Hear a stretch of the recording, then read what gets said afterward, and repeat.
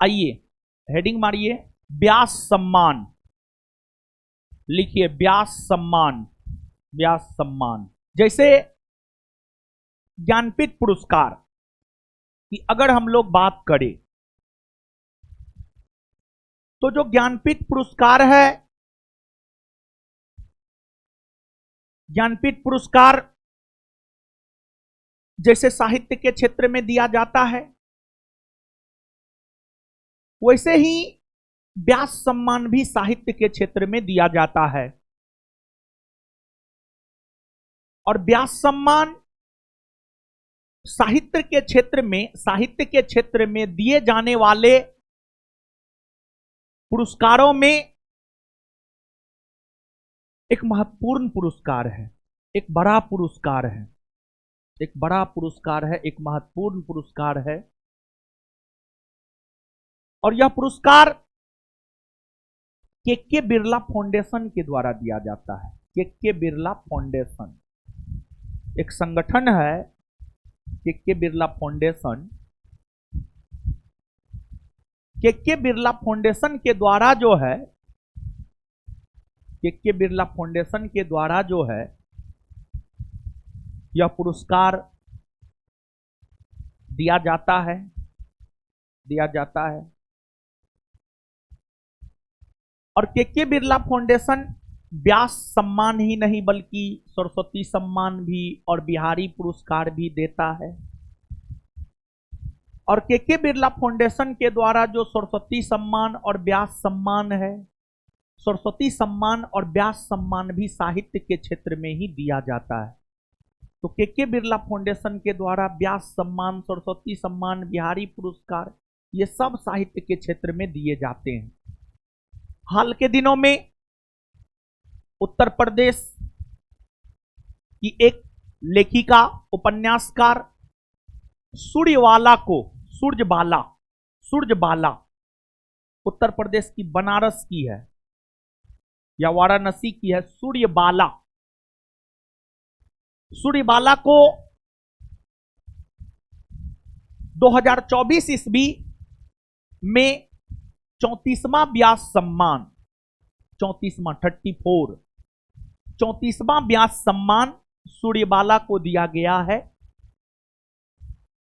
उनकी रचना कौन देश को बासी को लेकर, कौन देश को बासी वेणु की डायरी, इस रचना को लेकर उन्हें 34वां व्यास सम्मान 2024 में दिया गया है के बिरला फाउंडेशन के द्वारा। और यह सम्मान वर्ष 1991 ईस्वी से दिया जा रहा है, 1991 1991 ईस्वी से यह सम्मान दिया जा रहा है। और इस सम्मान के अंतर्गत 4 लाख रुपया और एक प्रशस्ति पत्र दिया जाता है। और यह सम्मान पिछले 10 वर्षों में जो सर्वोत्कृष्ट हिंदी साहित्य की रचना की गई है, उस सर्वोत्कृष्ट हिंदी साहित्य के लिए यह सम्मान दिया जाता है। मतलब पिछले 10 वर्ष में जो हिंदी साहित्य के अंतर्गत, हिंदी भाषा के अंतर्गत जो साहित्य प्रकाशित हुआ है, उन साहित्यों में जो सर्वोत्कृष्ट साहित्य है, उन साहित्यों में जो सर्वोत्कृष्ट साहित्य है, जो सबसे बेहतरीन साहित्य है, बेहतरीन साहित्य के लिए व्यास सम्मान दिया जाता है। और जानते हैं, यह जो साहित्य है सूर्यबाला के द्वारा जो लिखा गया है, कौन देश को बासी, मतलब इसमें चीजों को काफी जेन्युइन तरीका से बतलाया गया है। किन चीजों को, तो देखिए, भारत के लोग कमाने के लिए विदेश चले जाते हैं। मतलब भारत के लोगों को लगता है हम अमेरिका जाकर के ज्यादा कमा लेंगे, हम अन्य देशों में जाकर के बेहतर जीवन जी सकते हैं, ज्यादा कमाई कर सकते हैं। लेकिन जब कोई भारतीय विदेश जाता है ना, वहां पर जो उसके साथ भेदभाव होता है, तब उसको समझ में आता है कि हम क्या किए। मतलब जो लोग चंद पैसों के लिए अपने देश को छोड़कर अमेरिका या विश्व के अन्य देशों में जाते हैं, वहां पर जो उन्हें कठिनाइयों का सामना करना पड़ता है, इन चीजों को काफी गहनता से सूर्यवाला ने अपनी रचना में प्रकट करने का काम किया है और उनको इसी रचना के लिए जो है व्यास सम्मान दिया गया है। फिर व्यास सम्मान के बाद साहित्य अकादमी पुरस्कार है। साहित्य अकादमी पुरस्कार की अगर आप बात करेंगे तो साहित्य अकादमी पुरस्कार भी साहित्य अकादमी पुरस्कार साहित्य के लिए दिया जाता है और अलग अलग भाषा में, हिंदी भाषा में, अंग्रेजी भाषा में, संस्कृत भाषा में, उर्दू भाषा में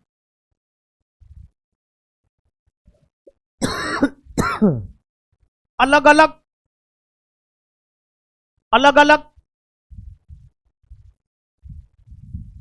अलग भाषाओं के लिए साहित्य अकादमी पुरस्कार दिया जाता है।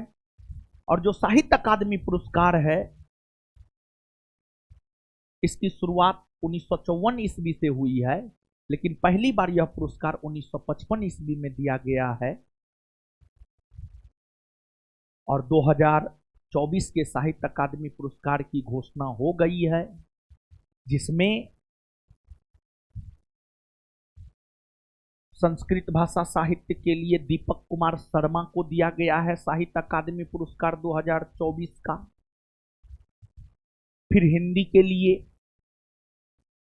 गगन गिल नामक कवित्री को दिया गया है। फिर अंग्रेजी तथा अन्य भाषाओं के लिए अलग अलग साहित्यकारों को उनकी अलग अलग रचनाओं के लिए साहित्य अकादमी पुरस्कार जो है दिया गया है। अभी एक खिलाड़ी है चेस शतरंज का, डी गुकेश तमिलनाडु का है।